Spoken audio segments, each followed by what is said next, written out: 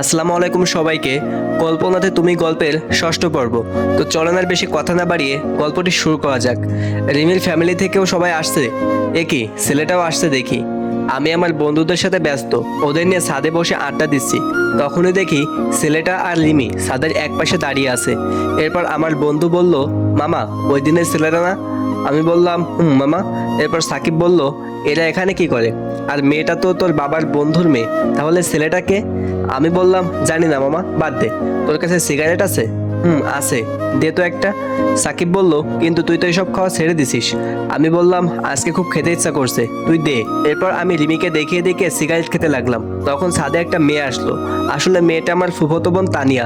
তানিয়া আমাকে দেখে বলল, এ কি তুই সিগারেট খাস কেন? আমি বললাম এমনি খাই, তুমি খাবে? এরপর তানিয়া বলল, না শয়তান, একটু নিচে আয়, তোর সাথে কথা আছে। আমি বললাম হুম চলো। যাওয়ার সময় রিমির দিকে তাকিয়েছিলাম, দেখি সে পুরাই রাগে লাল হয়ে গেছে। মনে একটা প্ল্যান চলে আসলো। এরপর আমি বললাম, কি আপু বলো। আসলে তানিয়া আমার 2 বছরের বড়, কিন্তু দেখলে বোঝা যায় না। এরপর তানিয়া আপু বলল, আমাকে একটা হেল্প করতে পারবি? কি হেল্প বলো?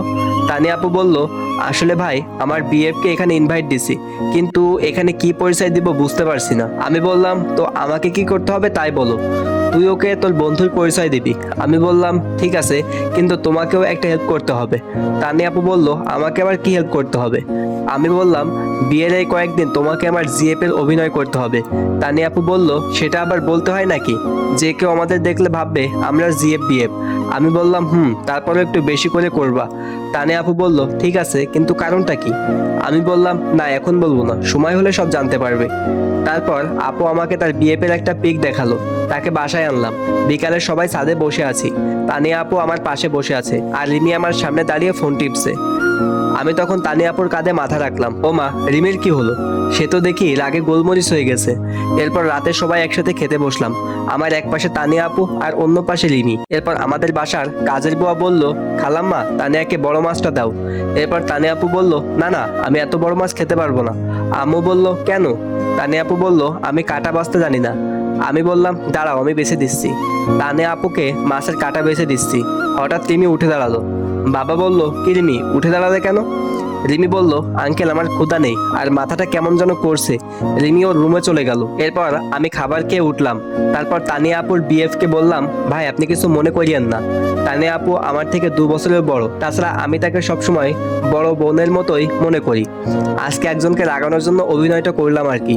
এরপর তানিয়া আপুর বিএফ বলল, না না ভাই কি যে বলো, আমি কিছু মনে করিনি। আর তাছাড়া তানিয়া আমাকে তোমার কথা অনেকবার বলেছে। আচ্ছা তাহলে এখন ঘুমান, কালকে সকালে আবার উঠতে হবে। পরের দিন সকালে ঘুম থেকে উঠলাম, নিচে গেলাম। নিচে গিয়ে দেখি রিমির চোখের নিচে কালি পড়ে গেছে। মনে হয় সারা রাত ঘুমায়নি। কালকে বিয়ে, আর আজকে আপুর গায়ে হলুদ, তাই কেক কিনতে যাব। তানি আপুকে বললাম, তুমি আমার সাথে যাবে? আপু বলল, কই যাব? আমি বললাম, বাইরে কেক কিনতে। তানি আপু বলল, যাব। সবাই বাইরে বাড়ি সাজানো দেখছে। আমি তানি আপুকে নিয়ে কেক কেনার জন্য যাব, তাই বাইক বের করলাম। তানিয়া ওঠো। রিমি আর ওই ছেলেটাও মনে হয় কোথায় যাবে। তানি আপু বলল, তুমি ভালো করে চালাতে পারো তো? আমি বললাম, আরে একবার উঠেই দেখো, আর নামতে মন চাইবে না। তানিয়া বাইকে উঠতে যাবে, তখনই রিমি বলল, বাইকের চাবিটা দিন, আমরা বাইরে যাব। আমি বললাম, বাইকের চাবি দিব মানে? আপনাদের বাইকের চাবি দিব কেন? রিমি বলল, আমরা বাইরে যাব তাই। আমি বললাম, তো গাড়িতে যান। রিমি বলল, চাবি দিবেন না মানে? আমার বাইক তাই দিব না। এরপর রিমি চিৎকার করে বলল, বাইকটা আমার বাবা কিনে দিছে, ভুলে যাবেন না। আমি বললাম, তো কি হয়েছে, এখন তো আমার। রিমি বলল, আপনার হলো কিভাবে? কিনে তো দিছে আমার বাবা, নিজে বাইক কিনে তারপর কোনো মেয়েকে পিছনে তুলবেন? একটা বাইক কেনার তো যোগ্যতা নেই। আমি আর কোনো কথা বলার ভাষা খুঁজে পেলাম না। চাবিটা দিয়ে দিলাম। আমার বুকে একটা ক্ষত হয়ে গেছে। সবাই আমার দিকে তাকিয়ে আছে। আজকে বাসার সবার সামনে আমাকে অপমান করলো। রিমিকে বললাম, ধন্যবাদ আপনাকে। আসলে আপনি আমাকে জানিয়ে দিলেন আমার অবস্থানটা কই। যান, আপনারা কোথায় যাবেন যেন? আজকে সবার সামনে এভাবে অপমানটা না করলেও পারতেন। হাজার হোক আমি আপনার। তখনই তানি আপু বলল, কি হলো, থামলি কেন? আমি বললাম, না কিছু না। তারপর সেখান থেকে চলে এলাম। বন্ধুরা রুমে আছে, সেখানে গেলাম। গিয়ে স্পিকার অন করে অনেক কান্না করলাম। রিমি আজকেও আমাকে সবার সামনে অপমান করলো। না, আজকেটা আর মেনে নেওয়া যায় না। দুপুরে কিছু খেলাম না। একটু পরে আব্বু আমাকে ফোন দিয়ে নিচে যেতে বলল। আব্বু একটা চাবি হাতে ধরিয়ে দিয়ে বললেন, এই নে বাবা। আমি বললাম, এটা কিসের চাবি? আব্বু বলল, আমি তোর জন্য বাইক নিয়ে এসেছি। আমি বললাম, আব্বু এসবের আর আমার এখন কোনো দরকার নেই। আব্বু বলল, আজকে তোকে অনেক কথা শুনতে হলো, তুই সব ভুলে যা। আমি বললাম, আব্বু, রিমি আমার কোনো মেয়ে বন্ধুকে পছন্দ করতো না, তাই ভাবছিলাম বিয়েতে তাদেরকে ইনভাইট করব না, কিন্তু এখন তাদের সবাইকে ইনভাইট করলাম। সবাই বিকালে চলে এলো, আমি গেটের সামনে গিয়ে সবাইকে নিয়ে আসলাম।